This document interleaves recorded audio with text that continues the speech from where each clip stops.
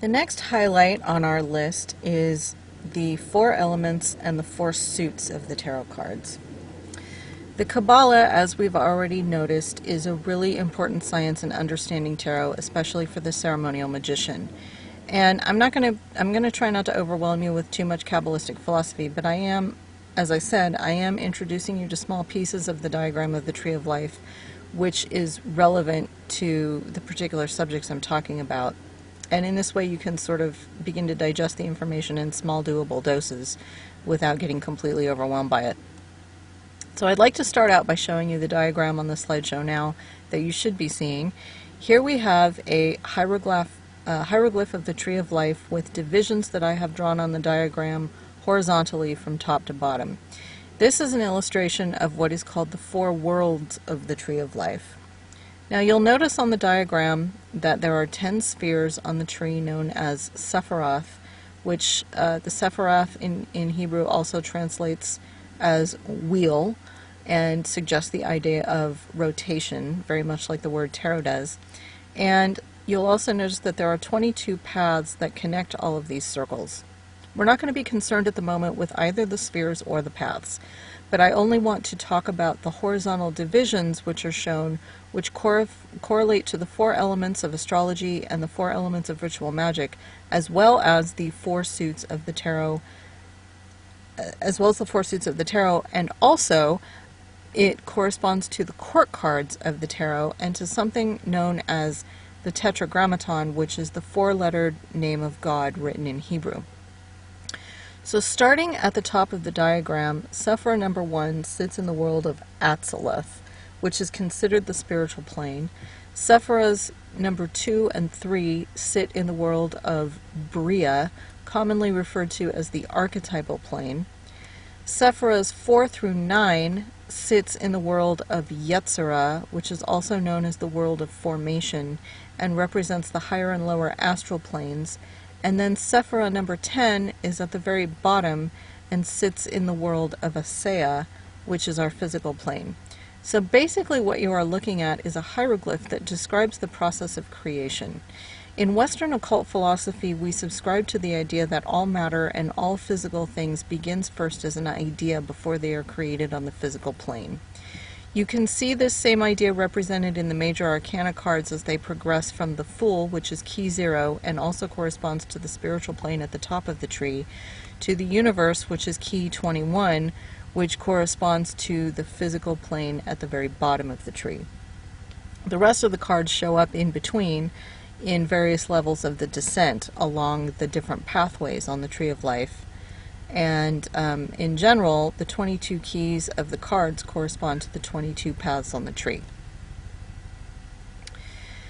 The highest planes, according to quantum physics theory, vibrate at the highest rate of vibration at a molecular level. And the lower down the tree we go, spirit begins to solidify into matter, and the rates of vibration for various types of matter begin to become slower and slower until physical reality becomes the densest and most physical plane we have. If you subscribe at all to the law of attraction philosophy, which is really trendy now and which was kind of introduced to us, I think it was sort of first introduced to us by Wayne Dyer. And then again, it was really elaborated on in the Teachings of Abraham, which as channeled by Esther Hicks, and she's actually really enjoyable to listen to. So if you subscribe to the law of attraction philosophy and to the Teachings of Abraham, then the sphere at the top of the tree may very well correspond to the vortex that Abraham talks about, which is the quantum unmanifested place where all of your desires are kept in what she calls the spiritual escrow that's waiting for you to match their vibrations so you can achieve those things that you want. As the descent from the top to the bottom of the tree happens, each of the four elements are represented into the four worlds they are associated with. At the top in Atzileth is the element of fire, which corresponds to the wands in the tarot suits. In Bria is the element of water, which corresponds to the cups in the tarot suits. And in Yetzirah is the element of air, which corresponds to the swords in the tarot suits. And Aisea, of course, is representative of Earth, corresponding to the pentacles in the tarot suits at the very bottom of the tree. And please just ignore the helicopter. I happen to be recording this outside at the moment, if you can hear the helicopter in the background. These 4 elemental qualities are loosely similar to the 8 Jungian personality types, which are based on the thinking, feeling, intuitive, and sensory types. In this respect, fire would correspond to the intuition, water to the feeling type, air to the thinking type, and earth to the sensate type. In most people, 1 or 2 of these elemental qualities is going to be dominant in the personality, and the other 2 qualities may possibly be repressed or entirely unactualized. A really perceptive tarot reader can get an idea for reading into the elemental nature of the client by figuring out if the problem or a conflict in a reading is based on a dominant element or a repressed or unconscious element. The way that you assess the elemental balance is by taking inventory of how many of the minor cards show up in a tarot layout and what elements they are. You know, you may end up with 1 or 2 swords, you may end up with 4 or 5 sword cards in a layout. So the more of one particular suit that you end up with in a tarot layout, then you can start to get an idea for the fact that that particular element, and therefore that particular personality type that it represents and the function that it represents is going to be dominant in the situation that you're reading about. So if there's an abundance of one element, that'll be the dominant tone for the basis of the entire reading. An abundance of fire, for example, can indicate dominance and submission issues are really at play in the issue that you're reading about, or possibly higher levels of spiritual intuition are needed. An abundance of water may indicate strong emotional states or emotional difficulties, also drug addictions or escapist tendencies and psychic energy or abilities. An abundance of air can indicate a really active mind or dealing with situations from a very logical point of view. It can also represent a situation where the person is too much in their head, who overthinks everything and may be emotionally disconnected. An abundance of pentacles can indicate financial and resource management issues, including estate, inheritance, investments, and also anything that happens to be associated with the physical body, such as health issues or physical activities or physical interests. So you get the idea there. So you're going to want to pay attention to the element that is also lacking in a particular card, because that is potentially an element that is the most difficult for the client to utilize. So if they're overly emotional and top heavy in one particular element, like for example, if too many cups show up in the reading, then it's possible that they're not really able to see things very clearly or to be able to invoke the use of their logic to navigate their particular situation.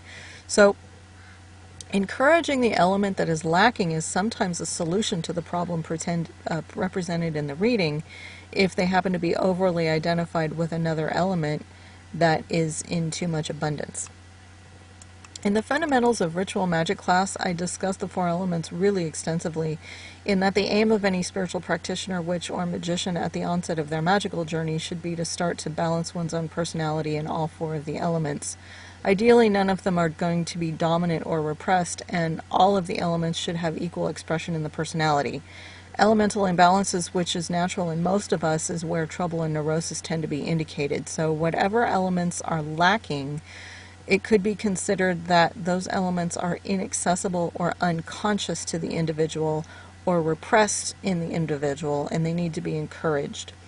In astrology, for example, someone who has too much fire or air or not enough water in their natal birth chart may have an inability to connect with or feel their emotions very deeply, leaving them really ill-equipped to handle those things in life that require emotional intimacy skills or that require empathy or sensitivity. Or they may have an inability for emotional expression and catharsis, which can be an indicator of fear and really extreme emotional repression that can lead to a lot of mental health and emotional or physical problems.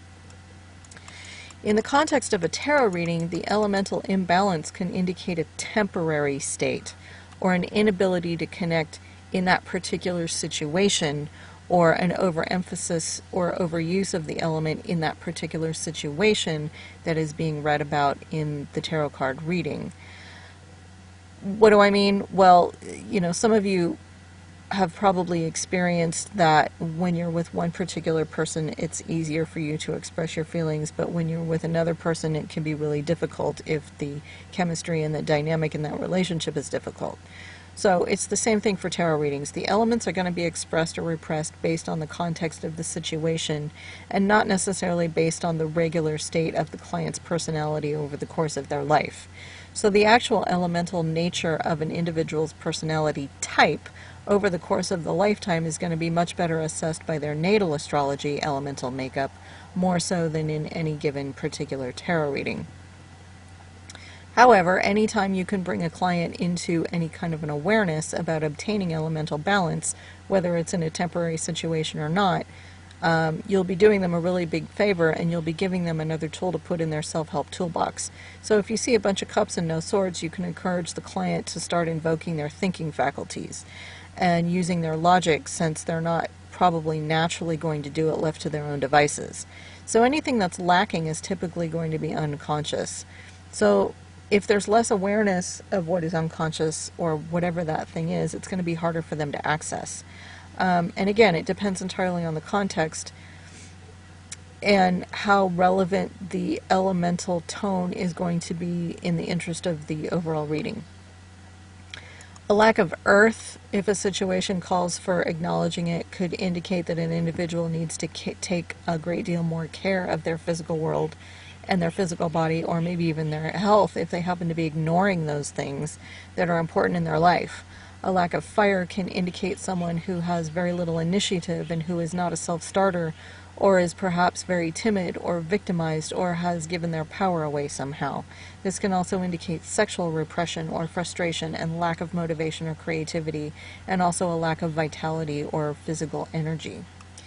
Doing a general elemental assessment is a really good way to start your reading before you actually start analyzing the individual cards, because again, it sets the tone for the entire reading.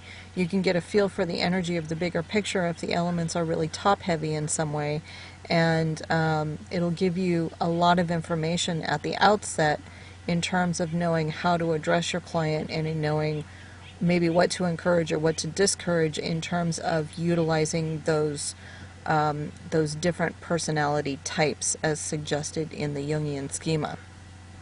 By the same token, very briefly, an abundance of major arcana cards can indicate karmic or spiritual lessons, can indicate spiritual callings, spiritual warnings, spiritual messages from the higher self, whereas an abundance of the minor cards usually indicate day-to-day ego-related issues or problems that require personal responsibility or practical everyday action.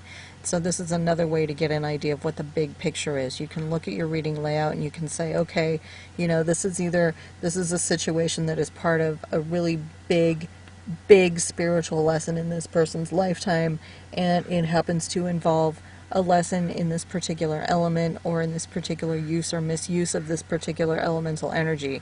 And so right away, before you've even looked at the cards, you can say, yeah, you know, you're on a really big spiritual lesson right now to learn how to express your feelings, or your higher self is calling you to take care of your body. This is a really important time in your life for you to be taking care of your physical world and your physical surroundings and your resources, or whatever the case may be. So it's just a really good way to get the big picture before you start getting down to the nuts and bolts of your reading.